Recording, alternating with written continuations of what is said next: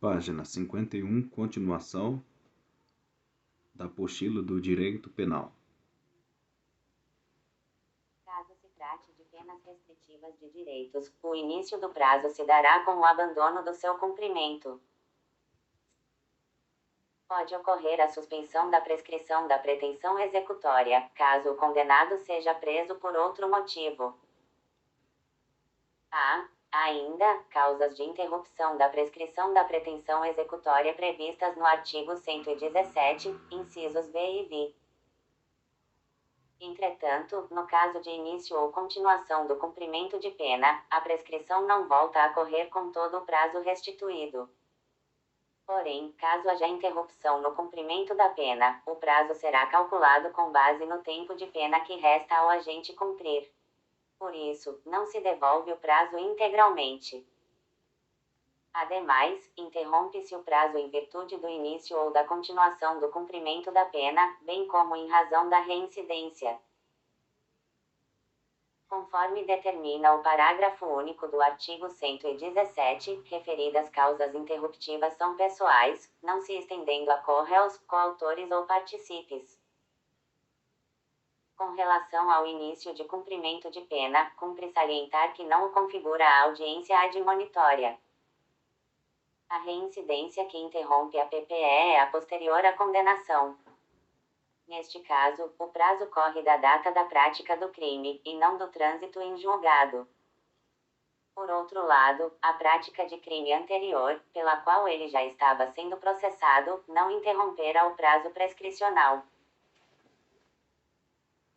As causas de diminuição do prazo prescricional referentes ao menor de 21 anos de idade, ao tempo do crime, ou maior de 70 anos, à época da sentença, aplicam-se para os prazos de extinção da pretensão executória. Sobre a relação entre detração e prescrição, na sentença, o juiz já deve efetuar a detração do período de prisão processual a que o condenado já foi submetido. O Superior Tribunal de Justiça já possui entendimento consolidado, que determina que o período de detração não deve ser levado em conta para o estabelecimento do prazo prescricional. Prescrição da pena de multa.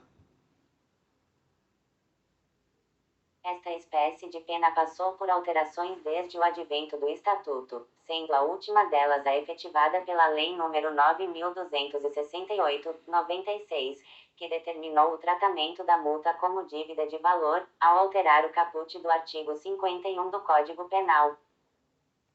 Entretanto, com relação à prescrição da pretensão executória, surge a controvérsia. Parte da doutrina passou a defender que, mesmo com a alteração do artigo 51 do Código Penal, a prescrição da pretensão executória continuou a obedecer ao mesmo regramento da prescrição da pretensão punitiva. Se a pena de multa for a única cominada ou aplicada para o crime, o prazo de prescrição é de 2 anos.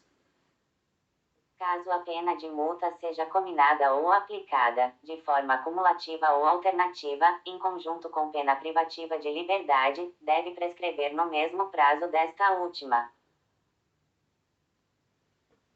Entretanto, outra corrente doutrinária começou a defender a posição de que a prescrição da pretensão executória da pena de multa deve se regular pelo mesmo prazo previsto para a prescrição da dívida ativa da fazenda pública, ou seja, de 5 anos.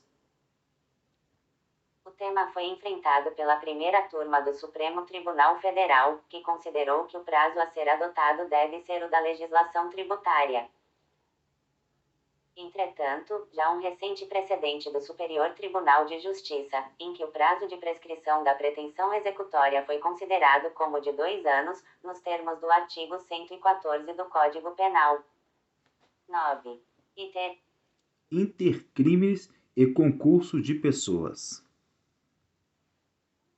Fases, é o caminho percorrido pela ação criminosa, ou seja, o próprio caminho do crime.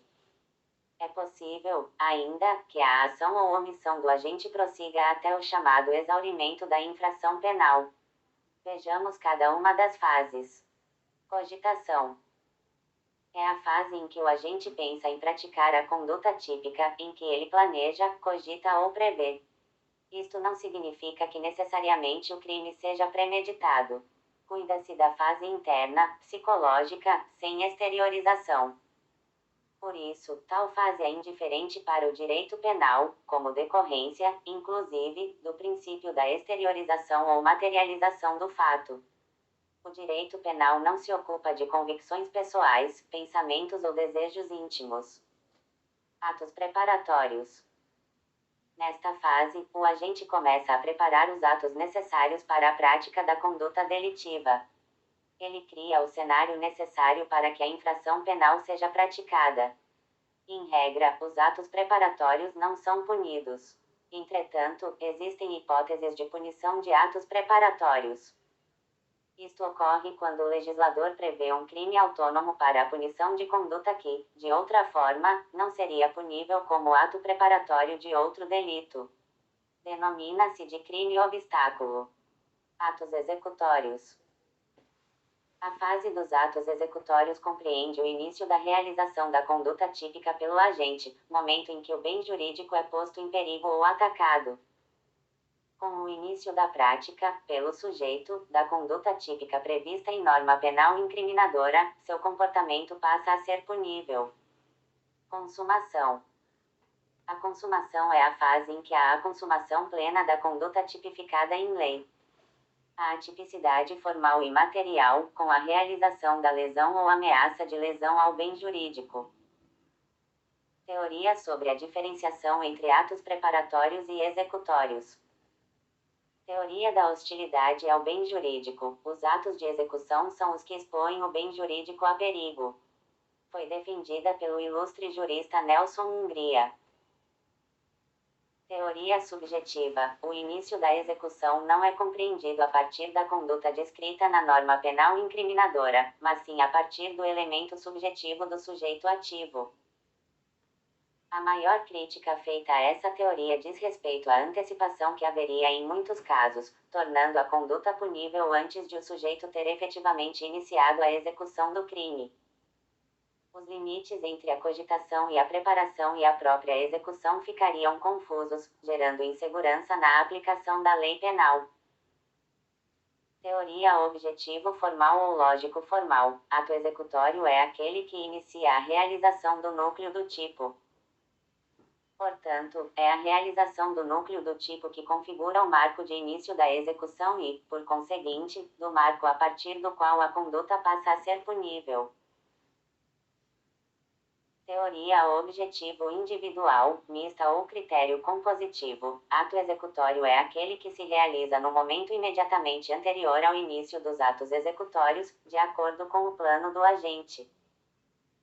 Esta teoria se baseia no fato de que a execução de cada delito pode variar muito, desde uma sequência complexa de atos ou até um comportamento abrupto e repentino. Por isso, a lei não pode descrever todos os modos possíveis de execução de cada infração penal, de modo que a forma dos atos executórios vai variar conforme o plano concreto do autor. Na jurisprudência, entretanto, parece prevalecer, atualmente, a teoria objetivo-individual. Crime consumado é aquele em que houve a realização, pelo agente, de todos os elementos típicos da norma penal incriminadora. É o que prevê o artigo 14-I do Código Penal. A consumação ocorre em momento diferente, a depender da espécie de crime. Crime material ou de resultado, com a produção do resultado naturalístico. Crime formal ou de execução antecipada, no momento da conduta, independentemente da produção do resultado. Caso o resultado naturalístico ocorra, será considerado mero exaurimento do crime. Crime de mera conduta, no momento da conduta comissiva ou omissiva do agente.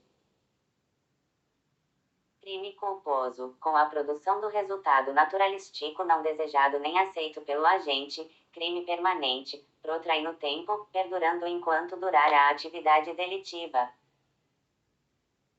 Crime qualificado pelo resultado. Para que incida o fator que torna a pena mais grave, é indispensável a produção do resultado previsto pela norma penal.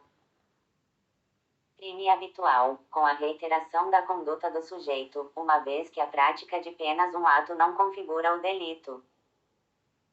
Crime omissivo próprio, com a conduta omissiva do agente, ou seja, quando ele se abstém de agir.